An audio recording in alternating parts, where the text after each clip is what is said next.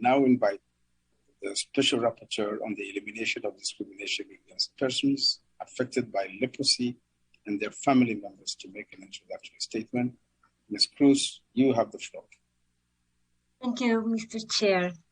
Honorable Chair, distinguished delegates, it is a great honor that I address the Third Committee of the General Assembly for the first time, and I thank the Human Rights Council for this opportunity. 11 years have passed since the General Assembly adopted Resolution 65/215 with accompanying principles and guidelines on the elimination of discrimination against persons affected by leprosy, also known as Hansen's disease, and their family members. Despite the existence of a cure for treating leprosy for 7 decades, nearly 1 century, discrimination and violations on the grounds of leprosy persist, both in law and in practice. Today, I am presenting you a report that identifies more than 100 laws that actively discriminate against persons affected by leprosy.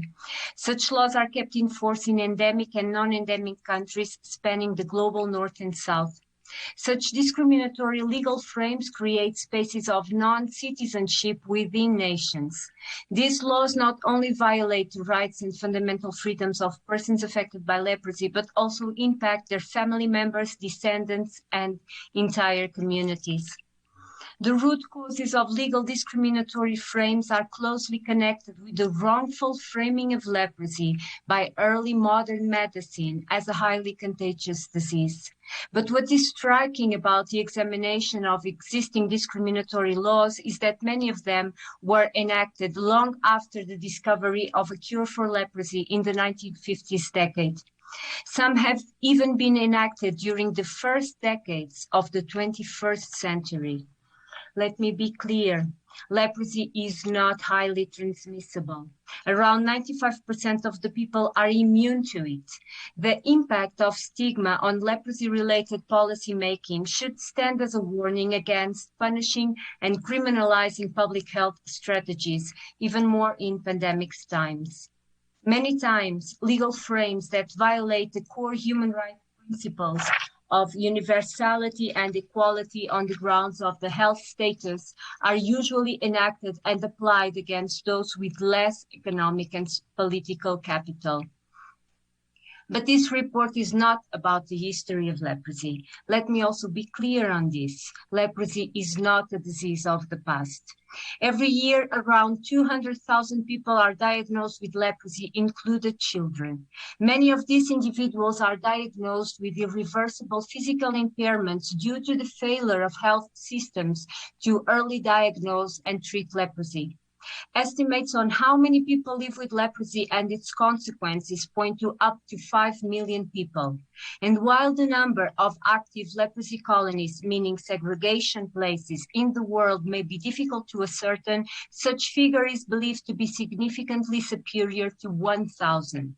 The generalized idea that leprosy is a disease of the past is in fact a product of intentional invisibilization, which has been at the root of the disproportionate impact of the COVID-19 pandemic on persons affected by leprosy described in my last report to the Human Rights Council. Laws that discriminate against persons affected by leprosy violate a wide range of rights through policies for compulsory segregation and isolation, prohibitions on their participation in elections or of holding public office, restrictions on their freedom of movement and use of public transportation, dissolution of marriage on the grounds of leprosy, which, as many women affected by leprosy told me, contributes to their subordination, poverty, and to interpersonal and structural violence perpetrated against them. Prohibition on the exercise of a large number of jobs, denial of rights to migrants affected by leprosy, and so on. Please note that I have also received information about the indirect discrimination of persons affected by leprosy through the discriminatory application of laws that appear neutral at face value. As the lived experience of persons affected by leprosy indicates, discrimination in law promotes substantive discrimination against persons affected by leprosy by significantly compromising their livelihoods and allowing for humiliation and violence against them, but also by obstructing their access to justice, to remedies, and to defending their rights through political and civic participation.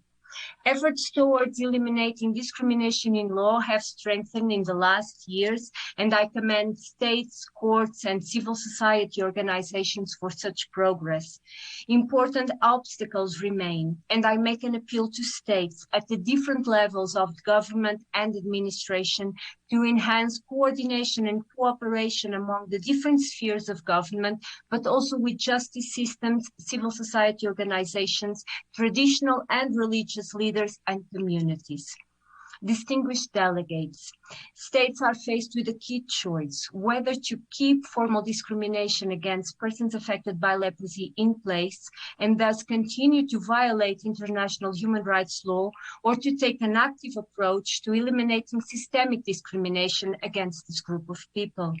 Most of the recommendations that I put forward in this report do not depend on availability of budget, but mostly on a political decision. Eliminating interrelated de jure and de facto discrimination on the grounds of leprosy is without a doubt an unfinished business that states must actively and urgently address. I look forward to future engagement with delegations and other stakeholders based in New York, especially in the fields of the Sustainable Development Goals, gender and disability, and towards a leprosy inclusive approach to those. I thank you for your attention. I thank the Special Rapporteur on the elimination of discrimination against persons affected by leprosy and their family members.